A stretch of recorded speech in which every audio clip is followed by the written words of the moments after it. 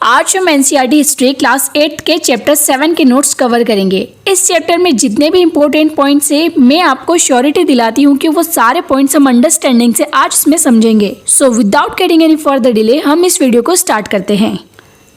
NCERT history class 8 के chapter 7 का name है बुनकर, लोहा बनाने वाले और फैक्ट्री मालिक। तो इस चैप्टर के नाम से ही बता दो कि आप इस चैप्टर में क्या पढ़ेंगे। तो देखिए, अंग्रेज के टाइम पर जो लोहा बनाने वाले थे, जो फैक्ट्री मालिक थे, उनकी क्या दशा थी, यानी अंग्रेजों के शासन के दौरान भारतीय कारीगर व यहाँ के उद्योग किस तरह चलते थे, इसकी जानकारी इस चैप्टर में हम लेंगे। तो चैप्टर के स्टार्टिंग में ये डायग्राम है जिसमें लिखा है 17वीं सदी में सूरत बंदरगाह पर व्यापारिक जहाज, यानी जो 17वीं सदी का सूरत बंदरगाह था। बंदरगाह क्या होता है, जहाँ पर भी जहाज वगैरह चलते हैं, रुकते हैं, उसको बंदरगाह कहा जाता है। जहाँ से भी माल को एक्सपोर्ट इंपोर्ट किया जाता है वो होते हैं बंदरगाह। तो यहाँ पर आप जहाज़ों को देख सकते हैं। यहाँ पर लिखा है भारत के पश्चिमी तट पर गुजरात स्थित सूरत हिंद महासागर के रास्ते होने वाले व्यापार के सबसे महत्वपूर्ण बंदरगाहों में से एक था। ठीक है, डच और ब्रिटिश व्यापारिक जहाज 17वीं सदी की शुरुआत से ही इन बंदरगाहों यानी इस बंदरगाह का इस्तेमाल करने लगे। 18वीं सदी में इस बंदरगाह का महत्व गिरने लगा। यानी जब आपने देखा था कि जो अंग्रेजों के केंद्र थे, कौन सी प्रेसिडेंसी जो थी, बम्बई, कलकत्ता और मद्रास, वहाँ पर बंदरगाह बनाए गए थे। तो उससे क्या है, ये जो भी मछलीपट्टनम वगैरह थे, सूरत था, इनकी इम्पोर्टेंस कम होने लग गई थी। तो चलिए मेन चैप्टर की स्टार्टिंग अब होती है। इस अध्याय में हम कपड़ा और लोहा व इस्पात उद्योग, इन दोनों उद्योग का विशेष अध्ययन करते हुए देखेंगे कि ब्रिटिश शासन के अंतर्गत भारतीय कारीगर और उद्योगों की क्या दशा थी। यानी इस चैप्टर में हम कपड़ा उद्योग, लोह उद्योग के बारे में जानेंगे और साथ में ये भी जानेंगे कि ब्रिटिश शासन के अंतर्गत, ब्रिटिश शासन क्या, यानी जो अंग्रेज थे उसका जो शासन चल रहा था उसके टाइम पर उद्योगों की क्या दशा थी और कारीगरों की क्या दशा थी। तो चलिए जानते हैं। आधुनिक विश्व में औद्योगिक क्रांति की दृष्टि से ये दोनों ही उद्योग बहुत महत्वपूर्ण थे। कौन से उद्योग की बात हो रही है, एक लोहा उद्योग और एक कपड़ा उद्योग। सूती कपड़े के मशीनी उत्पादन ने 19वीं सदी में ही ब्रिटेन को दुनिया का सबसे प्रमुख औद्योगिक राष्ट्र बना दिया।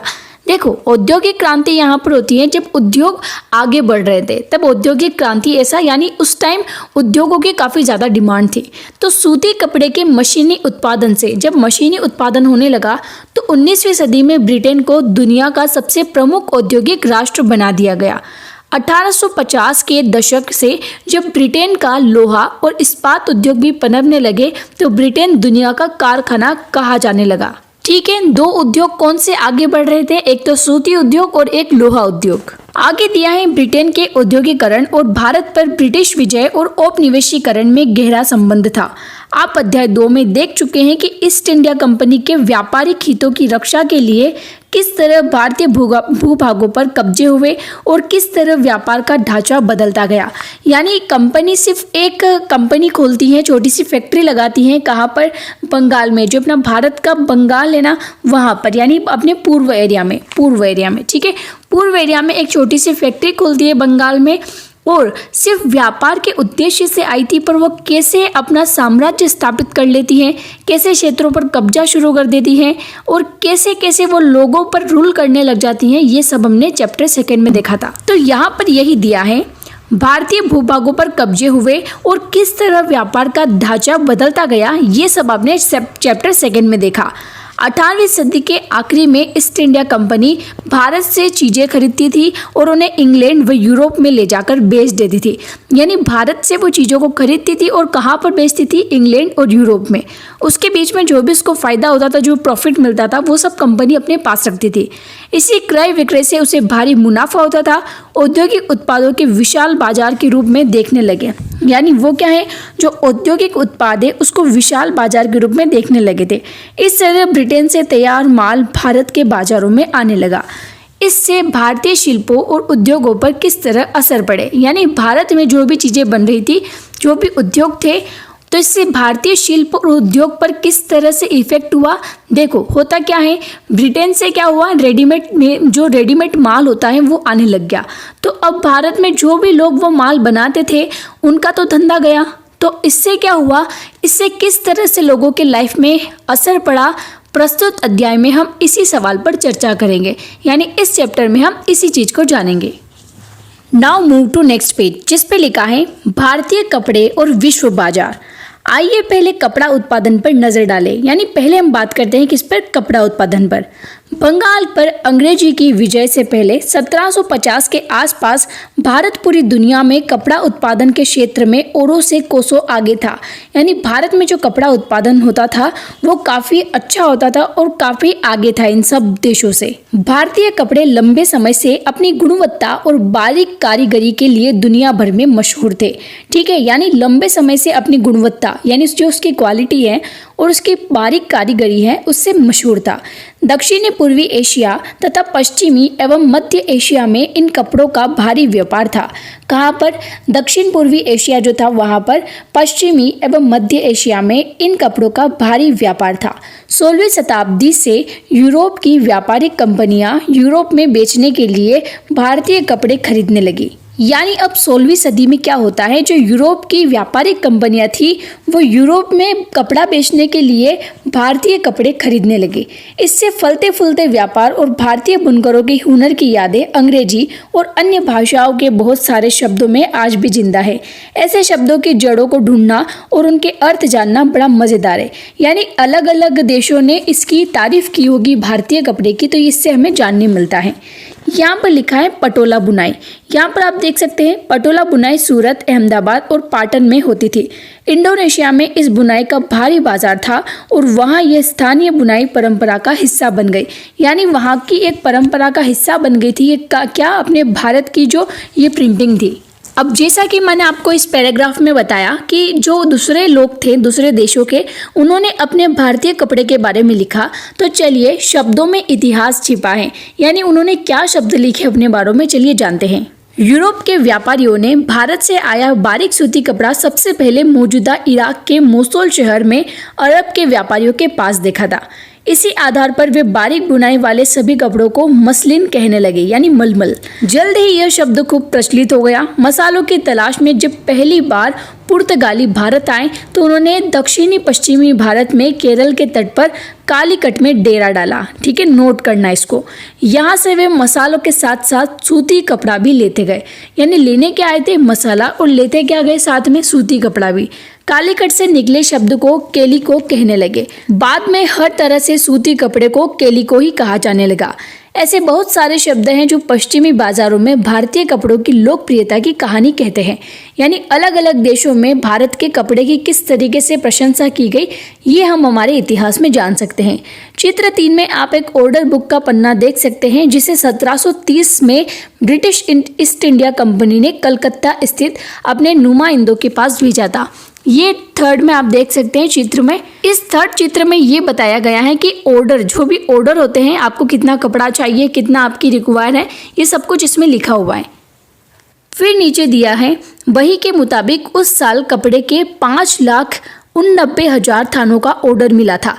यदि आप इसी बही के पन्ने को पलटते हैं तो आपको पता चलता है कि उसमें सूती और रेशमी कपड़े की 98 किस्मों का जिक्र किया गया है। यूरोपीय व्यापारी उन्हें पीस गुड्स कहते थे, जो आमतौर पर 20 गज लंबा और 1 गज चौड़ा थान होता था। यानी आपको इसे कपड़ा ऑर्डर करना हो किसी शॉप पर तो आप लिखवाओगे कि आपको कितनी नीड है, कितने थान का कपड़ा चाहिए। तो ऐसे ही जब दूसरा देश एक दूसरे देश से कोई भी थान कपड़ा खरीदता था, सूती कपड़ा अपने भारत से खरीदा जाता था, तो ऐसे ये लोग लिखवाते थे। तो बस नेक्स्ट पेज पर यही पन्ने पे ऐसा लिखा गया है कि इनको कितना ऑर्डर चाहिए था। अब इसी के नीचे देखते हैं। आइए अब इसी बही में दी गई विभिन्न किस्मों के नाम को देखें। थोक में जिन कपड़ों का ऑर्डर दिया जाता था उनमें छापेदार सूती कपड़े भी शामिल थे। उन्हें ये व्यापारी शिंज, कोसा और बंडाना कहते थे। क्या आप जानते हैं कि अंग्रेजी का शीन्स शब्द कहाँ से आया? तो देखो, जो हमने ऊपर देखा है शीन्स, कोसा और बंडाना, इसमें से ये शीन्स शब्द कहाँ से आया? तो यहाँ पर दिया है, जी हाँ, यह हिंदी के चीट शब्द से निकला है। हमारे यहाँ चीट रंगीन फूल पत्तियों वाले छोटे छापे के कपड़ों को कहा जाता है। 1680 के दशक तक इंग्लैंड और यूरोप में छापेदार भारतीय सूती कपड़े की जबरदस्त मांग पैदा हो चुकी थी। आकर्षक फूल पत्तियों, बारीक रेशे और सस्ती कीमत की वजह से भारतीय कपड़ों का एक अलग ही रुतबा था। इंग्लैंड के रईस ही नहीं बल्कि जो इंग्लैंड के रईस थे वो ही नहीं बल्कि खुद महारानी भी भारतीय कपड़े से बने परिधान ही पहनती थी। परिधान यानी क्या होता है? जो कपड़े होते हैं। अब हमने शिंड्स के बारे में जाना, अब जानते हैं बंडाना के बारे में। तो बंडाना शब्द का इस्तेमाल गले या सिर पर पहनने वाले चटक रंग के छापेदार गुलबंद के लिए किया जाता है। यह शब्द हिंदी के बांधना शब्द से निकलता है और इस श्रेणी में चटक रंगों वाले ऐसे बहुत सारी किस्म के कपड़े आते थे जिन्हें बांधने और रससाजी की विधियों से ही बनाया जाता था। बही में कई दूसरी तरह के कपड़ों का भी जिक्र है जिनका नाम उनके जन्म स्थान के अनुसार लिखा गया है, जैसे कासिम बाजार, पटना, कलकत्ता, उड़ीसा, चारपुर आदि। इन शब्दों के व्यापक प्रयोग से पता चलता है कि दुनिया के विभिन्न भागों में भारतीय कपड़े कितने मशहूर थे। यानी जहाँ जहाँ आप जिस भारत के कोने कोने से जाते थे कपड़े, उन्हीं के नाम पर उस कपड़ों का नाम रख दिया गया। तो हमें ये ऐसे दूसरे देशों के इतिहास से पता चलता है। आगे वाले पेज पर एक कपड़े के बारे में दिया है, यहाँ पर दिया है जामदानी बुनाई। अब जामदानी बुनाई कैसे होती थी यहाँ पर देखो। जामदानी एक तरह का बारीक मलमल होता है जिस पर करघे में सजावटी चिन्ह बुने जाते हैं। इसका रंग कौन सा होता है? एक तो सलेटी और एक सफ़ेद। आमतौर पर सूती और सोने के धागों का इस्तेमाल किया जाता है। देखो सोने का धागा इससे प्रिंट की गई है, आप देख सकते हैं। यहाँ पर लिखा है बंगाल में स्थित ढाका और संयुक्त प्रांत स्थित लखनऊ जामदानी बुनाई के सबसे महत्वपूर्ण केंद्र थे। अगेन नेक्स्ट पेज पर जो कपड़ा दिया है ये है मछलीपट्टनम। जो मछलीपट्टनम था बंदरगाह, आगे मैंने जो पहले वाले चैप्टर में बताया था। तो मछलीपट्टनम आंध्र प्रदेश में बारीक कपड़े पर छपाई 19वीं सदी के मध्य में ईरान और यूरोप को निर्यात होने वाले चीट का ये बढ़िया उदाहरण है। यानी ईरान और यूरोप में इसका निर्यात किया जाता था। नीचे वाले डायग्राम में आप देख सकते हैं बंडाना डिजाइन। कपड़े के मध्य से गुजरती लकीर देखो। यानी मैंने जब ये फर्स्ट टाइम चित्र देखा तो मुझे लगा कि कोई प्रिंटिंग मिस्टेक होगी, बट ऐसा नहीं है। ये ऐसे कपड़े में ही ऐसे बीच में लाइन बनी हुई आती थी। तो ऐसा क्यों है? यहाँ पर लिखा है दरअसल इस ओढ़नी में दो बांध कर रंगे गए रेशमी कपड़े के टुकड़े को सोने की कढ़ाई के जरिए एक दूसरे में सी दिया गया है। यानी दो अलग अलग पार्ट थे, उसको एक पार्ट बनाया गया। बंडाना शैली के कपड़े अधिकांशतः राजस्थान और गुजरात में बनाए जाते थे। Now move to next page जिस पे लिखा है यूरोपीय बाजारों में भारतीय कपड़ा। यानी यूरोप के जो बाजार थे उनमें भारतीय कपड़ों ने क्या डिमांड करी, यानी क्या अपनी वैल्यू बनाए, चलिए जानते हैं।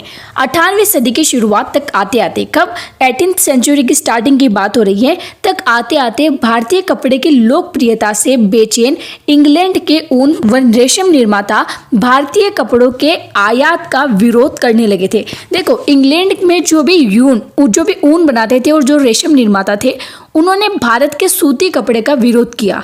क्यों? क्योंकि अब उनके धंधे इससे बंद हो जाएंगे, क्योंकि इतनी डिमांड बढ़ने लग गई थी भारतीय कपड़े की और इतनी ज़्यादा अच्छी क्वालिटी थी अपने भारत के कपड़े की, इसलिए सब लोग डरे हुए थे।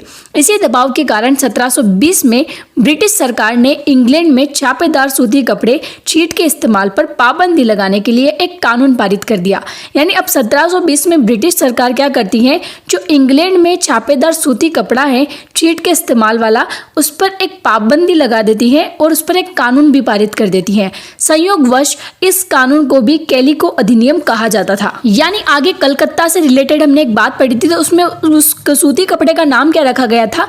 कैलिको। और यहाँ पर जो कानून पारित किया गया इसका नाम भी रखा गया कैलिको अधिनियम। आगे दिया है उस समय इंग्लैंड में नए नए कपड़ा कारखाने खुल रहे थे। यानी जो नए नए कपड़ा कारखाने कहाँ खुल रहे थे? इंग्लैंड में। भारतीय कपड़ों के सामने लाचार अंग्रेज कपड़ा उत्पादक अपने देश में भारतीय कपड़ों के प्रवेश पर पूरी पाबंदी चाहते थे ताकि पूरे इंग्लैंड में केवल उन्हीं का कपड़ा बिके। यानी वो चाहते थे जो भी भारतीय कपड़ा है वो अपने इंग्लैंड में बिल्कुल नहीं आए। इस क्रम में इंग्लैंड की सरकार ने सबसे पहले कैलिको छपाई उद्योग को ही सरकारी संरक्षण में विकसित किया। अब सफेद मलमल या बिना मांड वाले कोरे भारतीय कपड़े पर इंग्लैंड में ही भारतीय डिजाइन छापे जाने लगे। यानी अब जो सफेद मलमल था उस पर जो अपनी भारत की डिजाइन है वो छापी जाने लगी। भारतीय कपड़ों के साथ इस होड़ की वजह से इंग्लैंड में तकनीकी सुधारों की जरूरत दिखाई देने लगी। यानी अब भारतीय कपड़ों से क्या कंपैरिजन कर रहा था कौन? इंग्लैंड वाले। वो इंग्लैंड वाले भारतीयों को टक्कर देना चाहते थे, इसलिए अब उनको क्या जरूरत पड़ी कि अपनी टेक्नोलॉजी में थोड़ा सुधार लाना चाहिए। तो अब इसमें क्या होता है, टेक्नोलॉजी में सुधार लाना यानी जो कपड़ा वो बना रहे थे, जो प्रिंट वो कर रहे थे, उसके लिए मशीनों की जरूरत थी। तो 1764 में जॉन के ने स्पिनिंग जेनी का आविष्कार किया। देखो, स्पिनिंग जेनी एक ऐसी मशीन थी जिससे एक कामगार एक साथ कई तकलियों पर काम कर सकता था। जब पहिया घूमता था तो सारी तकलियां घूमने लग जाती थी, यानी सिर्फ एक कपड़ा नहीं, बहुत सारे कपड़े साथ में प्रिंट होते थे। 1786 में रिचर्ड आर्कराइट ने वाष्प इंजन का आविष्कार किया, जिसने सूती कपड़े की बुनाई को क्रांतिकारी रूप से बदल दिया। अब बहुत सारा कपड़ा बेहद कम कीमत पर तैयार किया जा सकता था। कहाँ की बात हो रही है? इंग्लैंड की। इसके बावजूद दुनिया के बाजारों पर भारतीय कपड़े का दबदबा 18वीं सदी के आखिर तक बना रहा। डच, फ्रेंच, ब्रिटिश और अन्य यूरोपीय व्यापारी कंपनियों ने इस व्यापार से बेहिसाब मुनाफा कमाया। ये कंपनियां भारत आकर चांदी के बदले सूती और रेशमी कपड़े खरीदती थी। यानी क्या देती थी? चांदी देती थी और उसके बदले में क्या? रेशमी और सूती कपड़े खरीदती थी। देखो, इस लाइन को हम हाईलाइट कर लेते हैं क्योंकि ये एक इंपॉर्टेंट लाइन है और ये बाद में आपसे पूछा जाता है कि चांदी के बदले क्या खरीदा जाता था, या इंग्लैंड जब भारत से व्यापार करता था तो वो किस चीज के बदले क्या चीज ले जाता था। ठीक है, परंतु जैसा कि आप जानते हैं, जब इंग्लिश ईस्ट इंडिया कंपनी को बंगाल की राजनीतिक सत्ता मिल गई, यानी जो इंग्लिश ईस्ट इंडिया कंपनी थी उसको बंगाल की राजनीतिक सत्ता मिल जाती है, जब वो कर लेने लग जाती है लोगों से ईस्ट इंडिया कंपनी, तो उसे भारतीय चीजें खरीदने के लिए चांदी मांगने की जरूरत नहीं रही। इसके बाद तो ईस्ट इंडिया कंपनी भारत में ही किसानों और जमींदारों से राजस्व इकट्ठा करके उस पैसे से कपड़ा खरीदने लगी। अब जो ईस्ट इंडिया कंपनी कर वसूल करने लग गई थी, तो वही जो पैसे थे अब उससे ही वो कपड़ा खरीदने लगी, और पहले कैसे खरीदती थी? चांदी के बदले में। यहाँ पर दिया है कोचिन स्थित डच बस्ती का समुद्र से दिखता दृश्य, और कब का चित्र है ये? 17वीं शताब्दी का। Now move to next page. इस पर दिया है 18वीं सदी के आखिरी में बुनाई के मुख्य केंद्र कहाँ कहाँ थे, यानी किस किस केंद्र पर बुनाई की जाती थी, इसमें आप देख सकते हैं। अब जिस बुनाई की हम बात कर रहे हैं तो नेक्स्ट पेज पर यही दिया है कि बुनकर कौन थे। बुनकर वो थे जो बुनाई करते थे। तो यहाँ पर दिया है बुनकर आमतौर पर बुनाई का काम करने वाले समुदायों के ही कारीगर होते थे। वे पीढ़ी दर पीढ़ी इसी हुनर को आगे बढ़ाते थे। यानी अगर आप किसी लोहार की फैमिली में पैदा होते तो आप वहाँ पर देखते हैं कि ये काम चलता रहता है। अगर कोई बिजनेसमैन है तो उसका बेटा भी बिजनेसमैन बनेगा, ऐसी थोड़ी पीढ़ी चलती जाती है। बंगाल के तांती, उत्तर भारत के जुलाहे या मोमिन, दक्षिण भारत के साले व केकोल्लार तथा देवांग समुदाय बुनकरी के लिए प्रसिद्ध थे। इसको आप नोट कर सकते हैं क्योंकि ये जो समुदाय थे, बंगाल के तांती, उत्तर भारत के जुलाहे या मोमिन, ये क्या करते थे? बुनकरी का काम करते थे। तो कहीं आपसे क्वेश्चन पूछ ले तो आप इसे बता सकते हैं। सूत काटना कपड़ा उत्पादन का सबसे पहला चरण था, यानी सबसे पहले जो भी कपड़ा बनाया जाता था उसमें सूत काटना पड़ता है। यह काम अधिकांशतः महिलाओं के जिम्मे रहता था। चरखा और तकली घर घर में पाए जाते थे। धागे को चरखे पर काट कर तकली पर लपेट दिया जाता था, यानी एक ऐसा था उस पर क्या करते थे? उसको लपेट देते थे गोल गोल टाइप पे। जब कताई पूरी हो जाती तो बुनकर इस धागे से कपड़ा बुनते थे। ज़्यादातर समुदाय में बुनाई का काम पुरुष करते थे। रंगीन कपड़ा बनाने के लिए रंगरेज इस धागे को रंग देते थे। छपाईदार कपड़ा बनाने के लिए बुनकरों को छिप्पीगर नामक माहिर कारीगरों की जरूरत होती थी, जो ठप्पे से छपाई करते थे। हथकरों पर होने वाली बुनाई और उससे जुड़े व्यवसाय से लाखों भारतीयों की रोजी रोटी चलती थी। यानी सिर्फ एक ही व्यक्ति इसमें काम नहीं करेगा। अगर कोई भी उत्पादन होता है तो उसमें काफ़ी सारे लोग मिलकर वो काम करते हैं, तभी किसी चीज़ का प्रोडक्शन हो पाता है। यहाँ पर आप देख सकते हैं बंगाल का एक तांती बुनकर, यानी एक समुदाय है तांती, और बेल्जियम चित्रकार के द्वारा ये चित्र बनाया गया है। इस चित्र में तांती बुनकर गड्ढे वाले करखे में काम कर रहा है। क्या आप जानते हैं कि गड्ढे वाला करखा क्या होता है? यानी अगर आपने कभी देखा हो ऐसा ये काम करते हुए, या ऐसे चरखे वगैरह देखे आपने, सूत काटने की मशीनें देखी है, तो आपको थोड़ा बहुत नॉलेज होगा इस चीज़ों का। नेक्स्ट पॉइंट दिया है भारतीय कपड़े का पतन। अब भारतीय कपड़े का पतन कैसे होता है? यहाँ लिखा है ब्रिटेन में सूती कपड़ा उद्योग के विकास से भारतीय कपड़ा उत्पादकों पर कई तरह के असर पड़े। पहला, अब भारतीय कपड़े को यूरोप और अमेरिका के बाजारों में ब्रिटिश उद्योगों में बने कपड़े से मुकाबला करना पड़ता था। यानी ब्रिटेन में सूती कपड़ा उद्योग का विकास हो गया, तो इससे क्या है, जो भारतीय कपड़ा उत्पादक थे उसकी लाइफ पर काफ़ी असर पड़े क्योंकि उनका कपड़ा बिक नहीं रहा था। पहला, अब भारतीय कपड़े को यूरोप और अमेरिका के बाजारों में ब्रिटिश उद्योग में बने कपड़ों से मुकाबला करना पड़ता था। यानी अब ब्रिटिश उद्योग से मुकाबला किसको करना पड़ रहा है, भारतीय कपड़े को। दूसरा, भारत से इंग्लैंड को कपड़े का निर्यात मुश्किल होता जा रहा था। एक तो उनके यहाँ पर कानून बना दिया गया था केलिको करके, उस कानून की वजह से भारतीय कपड़े के आयात पर पाबंदी लगा दी। तो यहाँ पर यही दिया है कि भारत से इंग्लैंड को कपड़े का निर्यात मुश्किल होता जा रहा था, यानी भारत से वो निर्यात नहीं हो रहा था क्योंकि ब्रिटिश सरकार ने भारत से आने वाले कपड़े पर भारी सीमा शुल्क भी थोप दिया। इंग्लैंड में बने सूती कपड़े ने 19वीं सदी की शुरुआत तक भारतीय कपड़े को अफ्रीका, अमेरिका और यूरोप के परंपरागत बाजारों से बाहर कर दिया था। इसकी वजह से हमारे यहाँ के हजारों बुनकर बेरोजगार हो गए। कहाँ की बात करें, हमारे भारत की। सबसे बुरी मार बंगाल के बुनकरों पर पड़ी। ब्रिटिश और यूरोपीय कंपनियों ने भारतीय माल खरीदना बंद कर दिया। यानी अब जो ब्रिटिश और यूरोपीय कंपनियां थी उन्होंने भारत के माल को खरीदना बंद कर दिया और उनके एजेंटों ने तयशुदा आपूर्ति के लिए बुनकरों को पेशगी देना बंद कर दिया। परेशान बुनकरों ने मदद के लिए बार बार सरकार से गुहार लगाई। यानी लोग इतने परेशान हो गए थे, जो बेरोजगार थे वो सरकार से डिमांड करने लग गए कि हमारा ये काम वापस स्टार्ट करवाओ या हमें कोई रोजगार यानी सोर्स ऑफ इनकम दिलवाओ। अब यहाँ पर दिया है ओरांग, एक वर्ड है। तो ये फारसी भाषा में गोदाम को ओरांग कहा जाता था। यानी गोदाम क्या होते हैं, आपने देखा होगा, जो वेयर हाउस टाइप में होते हैं जहाँ पर चीज़ों को स्टोर किया जाता है।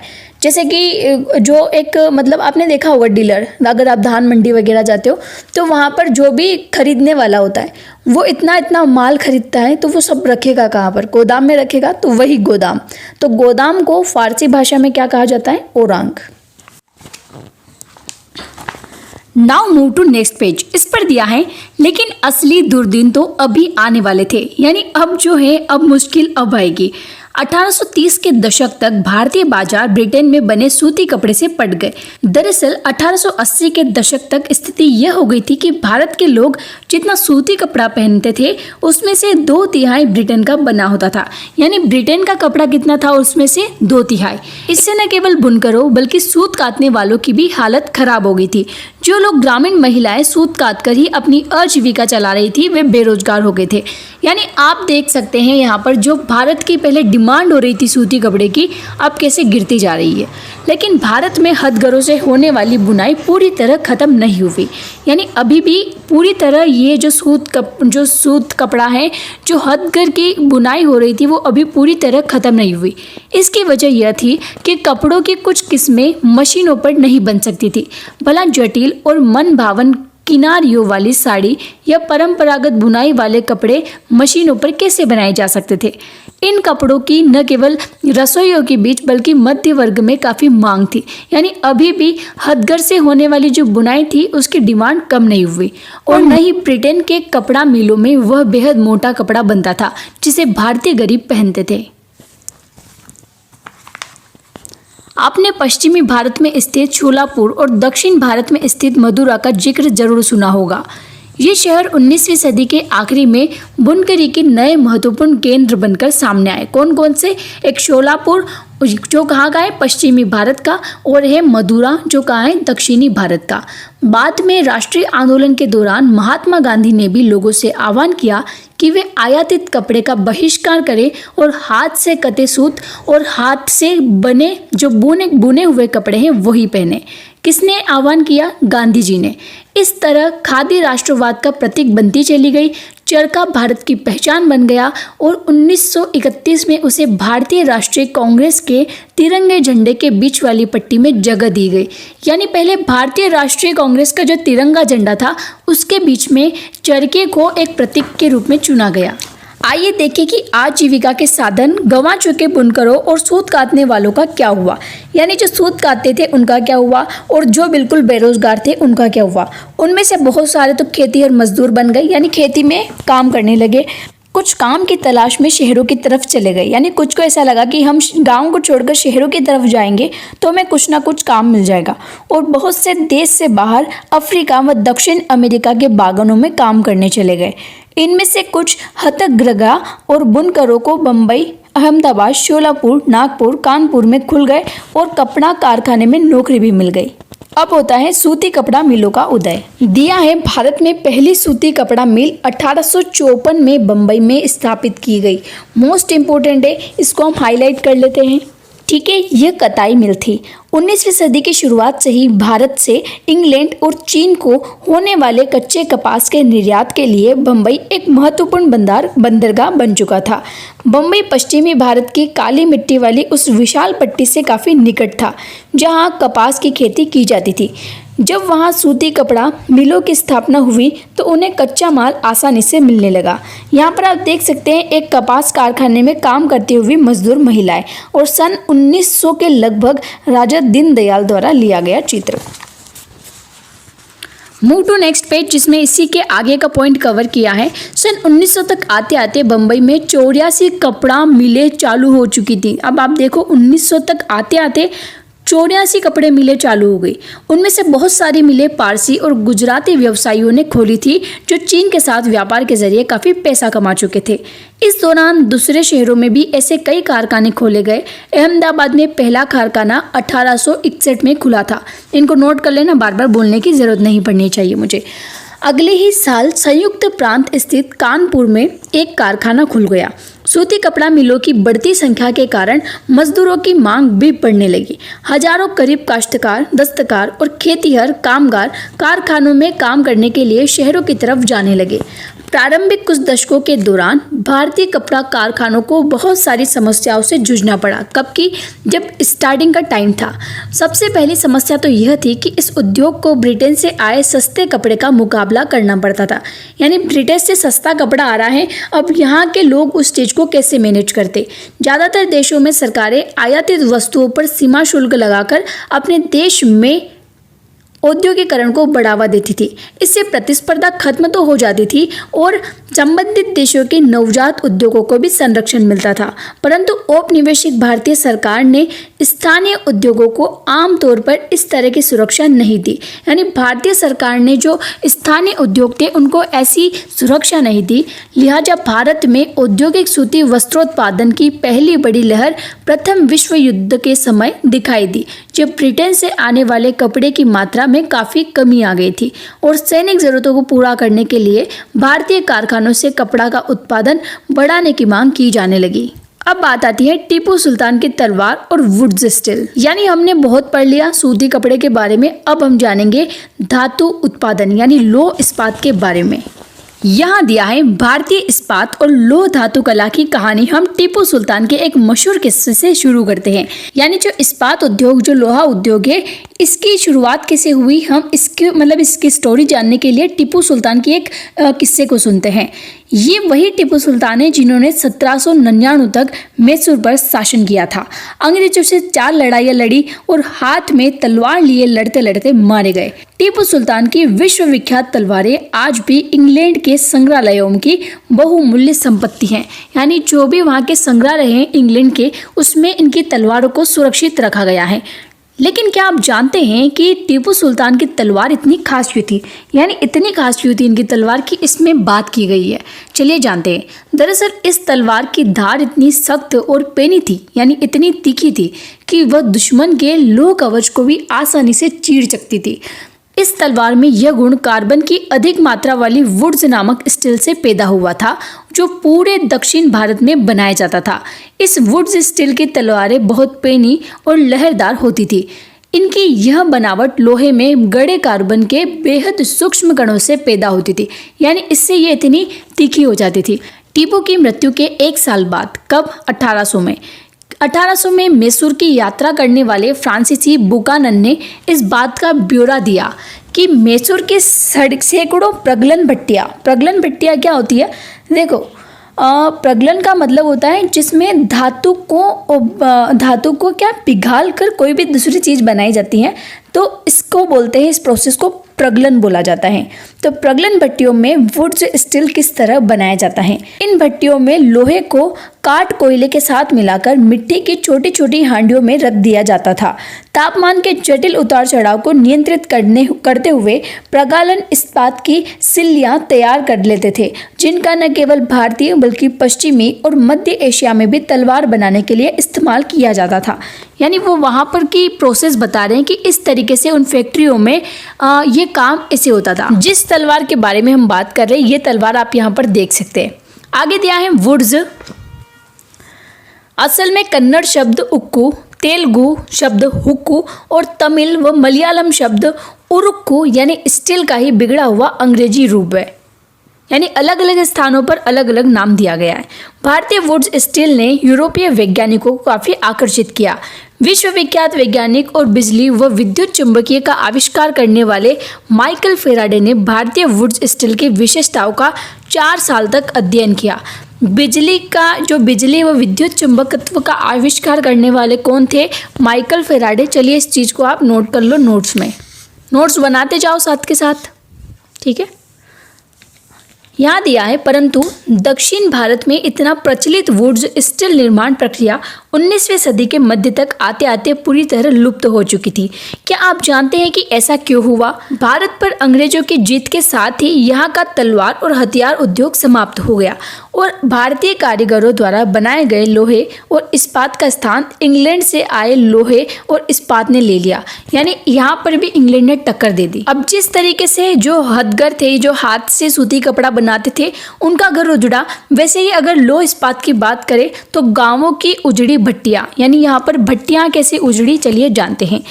वुड्स स्टील उत्पादन के लिए लोहे से परिशोधन की बेहद परिष्कृत तकनीक जरूर थी, यानी जो तकनीक यानी जो प्रोसेस होती है वो। परंतु भारत में 19वीं सदी के अंत तक लोहे का प्रगलन एक सामान्य गतिविधि थी, लोहे को पिघालना, ठीक है।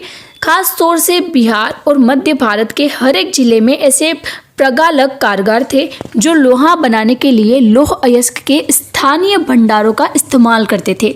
इसी लोहे से कारखानों में दैनिक इस्तेमाल के लिए औजार और साधन बनाए जाते थे। इजी लैंग्वेज में लिख रखा है, मुझे इतना आपको समझाने की ज़रूरत नहीं है, ठीक है। ज़्यादातर भट्टियाँ मिट्टी और धूप में सुखाई गई ईंटों से बनती थी। यानी ज़्यादा जो भट्टियाँ हैं वो मिट्टी और धूप में सुखाई गई ईंटों से बनती थी। प्रगलन का काम पुरुष करते थे जबकि महिलाएं धोखनी चलाती थी। वे कोयले को लगातार दहकाने के लिए हवा, यानी मतलब जो कोयले हैं उसमें ज़्यादा आग लगाने के लिए, उसको चालू रखने के लिए वो क्या करती थी? हवा करती थी। धोखनी यानी यहाँ पर दिया है कि एक यंत्र होता है जो हवा फेंकने का काम करता है। यहाँ पर आप प्रोसेस देख सकते हैं किस तरीके से वो ये काम करते थे। फिर दिया है 19वीं सदी के अंत तक आते आते लोहे के प्रगलन का हुनर खत्म होने लगा। ज़्यादातर गांवों में भट्टियाँ ठंडी पड़ चुकी थी और लोहे का उत्पादन गिरता जा रहा था। अब ऐसा क्यों हुआ, चलिए जानते हैं। इसकी एक वजह तो नए वन कानून ही थे, जिनके बारे में आप अध्याय 4 में पढ़ चुके। वन कानून क्या थे? देखो, जैसे आदिवासी लोग अपना जीवन यापन करने के लिए वन पर निर्भर होते हैं। जो बिल्कुल लोअर ट्राइब्स होते हैं वो क्या करते हैं? वनों में रहते हैं, वहाँ पर लकड़ियाँ ईंधन इकट्ठा करते हैं, फल फूल खाते हैं और वहीं पर खेती करते हैं, ठीक है। पहले इस तरीके से ही होता था। तो अंग्रेजों ने क्या किया, ऐसे कानून बना दिए जिसमें इनको उस जमीन पर खेती करने से मना कर दिया। वो पहले वो जमीन किसी की नहीं होती थी, पर अंग्रेजों ने फिर भी कानून लेके आए वो ऐसा कि अब तुम इस पेड़ को नहीं काट सकते, तुम यहाँ पे टहनियाँ नहीं इकट्ठा कर सकते, तुम अपने भेड़ों को नहीं चरा सकते। तो ऐसे कुछ कानून बना दिए गए। तो इससे क्या हुआ, जो भट्टियाँ थी वो ठंडी पड़ चुकी थी। क्यों? क्योंकि वो लोग ईंधन ला ही नहीं सकते थे। यहाँ पर लिखा है, देखो देख लो, जब औपनिवेशिक सरकार यानी जो अंग्रेज है, जब अंग्रेजों ने आरक्षित वन में लोगों को प्रवेश पर पाबंदी लगा दी, यानी जब लोगों के प्रवेश पर पाबंदी लगा दी गई जंगलों में जाने पर, तो लोहा बनाने वालों को कोयले के लिए भला लकड़ी कहाँ से मिलती? यही मैंने ऊपर बोला आपको।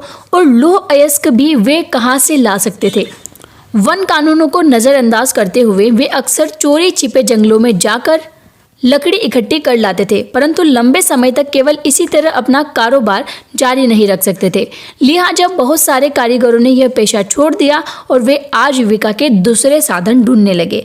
कुछ क्षेत्रों में सरकार ने जंगलों में आवाजाही की अनुमति दे दी थी। यानी कुछ टाइम के बाद जब बहुत सारे आंदोलन होते हैं तो उसके बाद में अंग्रेज मान जाते हैं कि हाँ तुम जाओ, पर ऐसे कुछ पेड़ फिक्स कर देते हैं फिर भी वो कि तुम्हें ये पेड़ तो नहीं काटने, ठीक है। तो बस उनको कुछ कुछ ऐसे पार्ट देते थे जहाँ पर आप खेती कर सकते हो, ऐसी कुछ जगह दे देते, ऐसे कुछ भूभाग दे देते थे आदिवासियों को कि ठीक है तुम यहाँ पर सिर्फ खेती कर सकते हो।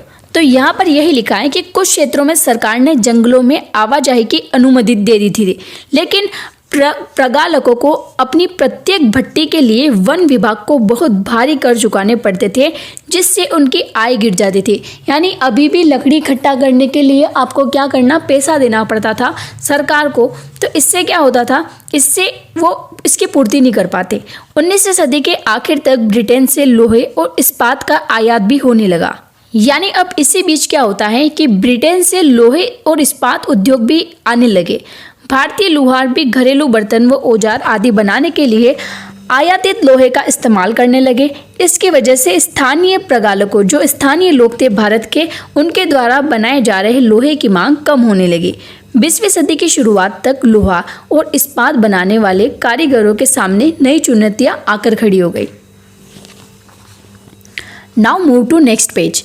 इस पे दिया है भारत में लोहा व इस्पात कारखानों का उदय। साल 1904 की बात है। अप्रैल के महीने में अमेरिकी वैज्ञानिक कौन थे, चार्ल्स वेल्ड और जमशेदजी टाटा जो थे, उनके सबसे बड़े बेटे दोराबजी टाटा छत्तीसगढ़ में लौह अयस्क भंडारों की खोजबीन करते हुए घूम रहे थे। यानी लौह अयस्क का पता लगाने के लिए वो खोजबीन कर रहे थे। वे भारत में एक आधुनिक लौह एवं इस्पात संयंत्र लगाने के लिए अच्छे लौह अयस्क भंडारों की तलाश में कई महीने और काफ़ी सारा पैसा खर्च कर चुके थे। जमशेदजी टाटा भारत में बड़ा लौह एवं इस्पात कारखाना लगाने के लिए अपनी संपत्ति का बड़ा भाग खर्च करने को तैयार थे, लेकिन इसके लिए पहली शर्त यह थी कि उम्दा लौह अयस्क भंडारों का पता लगा लिया जाए। यानी पहले लौह अयस्क का पता लगाना ज़रूरी था। टाटा स्टील कंपनी के बारे में आपने सुना होगा, तो काफ़ी जानी मानी कंपनी है और उसी के बारे में ये स्टोरी बताई गई है कि उस टाइम पर वो लोग कैसे मैनेज कर रहे थे। एक दिन कई घंटों तक जंगल की खाक छानने के बाद वेल्ड और दोराबजी कौन थे, ये जमशेदजी टाटा का पुत्र था। तो दोराबजी एक छोटे से गांव में जा पहुंचे। वहां उन्होंने देखा कि कुछ स्त्री पुरुष टोकरियों में भरकर लौह अयस्क ले जा रहे थे। ये अगरिया समुदाय के लोग थे। कौन से समुदाय? अगरिया, ठीक है। जब उनसे पूछा गया कि वे अयस्क कहाँ से लाए तो उन्होंने दूर स्थित एक पहाड़ी की तरफ उंगली उठा दी। वेल्ड और दोराबजी घने जंगलों से होते हुए काफ़ी देर बाद थककर उस पहाड़ी पर जा पहुंचे। पहाड़ी का अध्ययन करने के बाद वेल्ड ने बताया कि उन्हें जिस चीज़ की तलाश थी वह मिल चुकी है। रजाला पहाड़ियाँ दुनिया की सबसे बेहतरीन लौह अयस्क भंडारों में से एक थी। आप इन पॉइंट्स को नोट कर सकते हो। ये बाकी आपको कहीं शायद पढ़ने ना मिले, पर आपको इस एनसीईआरटी में बताई गई है। लेकिन यहाँ एक परेशानी थी। यहाँ पर क्या प्रॉब्लम थी? यहाँ सूखा इलाका था और कारखाने चलाने के लिए आसपास कहीं पानी नहीं था। अगर वो लौह निकालेंगे, अयस्क निकालेंगे, तो उसके लिए उनको पानी की नीड भी होगी। लिहाजा कारखाने लगाने के लिए सही जगह के बारे में टाटा की तलाश जारी रही। अगरिया समुदाय के लोगों ने ही लौह अयस्क का एक और स्रोत ढूंढने में मदद दी, जहां से बाद में भिलाई स्टील संयंत्रों को अयस्क की आपूर्ति की गई। यानी वापस से जो अगरिया समुदाय है उन्होंने वापस टाटा की हेल्प की। कुछ साल बाद सुवर्ण रेखा नदी के तट पर बहुत सारा जंगल साफ करके फैक्ट्री और एक औद्योगिक शहर बसाने के लिए जगह बनाई गई। इस शहर को जमशेदपुर का नाम दिया गया। इस स्थान पर लौह अयस्क भंडारों के निकट ही पानी भी उपलब्ध था। यानी यहाँ पर पानी भी मिल गया, इसलिए इन्होंने इसको एक औद्योगिक शहर बनाने की ठान ली। यहाँ Tata iron and steel company की स्थापना हुई, जिसमें 1912 से स्टील का उत्पादन होने लगा। Tata iron and steel company यानी टिस्को, जिसकी स्थापना कब हुई? 1912 में। टिस्को की स्थापना सही समय पर हुई थी 19वीं सदी में। भारत देखो, यहाँ पर पहले आप सुवर्ण रेखा नदी के किनारे बनी टाटा आयरन स्टील कंपनी का एक चित्र देख सकते हैं, जो डायग्राम है 1940 का। Now move to next page. आमतौर पर ब्रिटेन में बने स्टील का आयात कर रहा था। भारत में रेलवे के विस्तार की वजह से ब्रिटेन में बनी पटरियों की यहाँ भारी मांग थी। काफ़ी समय तक भारतीय रेलवे से जुड़े अंग्रेज विशेषज्ञ यह मानने को तैयार नहीं थे कि भारत में भी श्रेष्ठ इस्पात का निर्माण संभव है, यानी यहाँ पर भी श्रेष्ठ इस्पात मिल सकता है, ऐसा अंग्रेजों को यकीन नहीं था। जब तक टिस्को की स्थापना हुई हालात बदलने लगे। 1914 में पहला विश्व युद्ध शुरू हुआ। ब्रिटेन में बनने वाले इस्पात को यूरोप में युद्ध संबंधी आवश्यकताओं को पूरा करने के लिए झोंक दिया गया। इस तरह भारत आने वाले ब्रिटिश स्टील की मात्रा में भारी गिरावट आ गई और रेल की पटरियों के लिए भारतीय रेलवे टिस्को पर आश्रित हो गया। जब युद्ध लंबा खिंच गया तो टिस्को को युद्ध के लिए गोलों के खोल और रेलगाड़ियों के पहिए बनाने का काम भी सौंप दिया गया। 1919 तक स्थिति खराब हो गई थी कि टिस्को में बनने वाले 90% इस्पात को औपनिवेशिक सरकारी खरीद लेती थी, यानी जो 90% वहाँ का इस्पात उद्योग हो रहा था उसको कौन खरीद रहे थे? अंग्रेज। जैसे जैसे समय बीत गया टिस्को समूचे ब्रिटिश भारत में इस्पात का सबसे बड़ा कारखाना बन चुका था। सूती कपड़े की तरह ही, यानी सूती कपड़े की जैसे डिमांड बढ़ी थी, वैसे लोहे एवं इस्पात के मामले में भी औद्योगिक विस्तार तभी शुरू हुआ जब भारत में ब्रिटिश आयात गिरने लगा और भारतीय औद्योगिक वस्तुओं की मांग में इजाफा हुआ, यानी ब्रिटिश से आने वाला जो भी माल था वो कम हो गया और भारत में उत्पादन पर फोकस करने लगे। ये बदलाव पहले विश्व युद्ध के दौरान और उसके बाद सामने आए। जैसे जैसे राष्ट्रीय आंदोलन विकसित हुआ, औद्योगिक वर्ग ताकतवर होता गया और सरकारी संरक्षण की मांग बुलंद होती गई।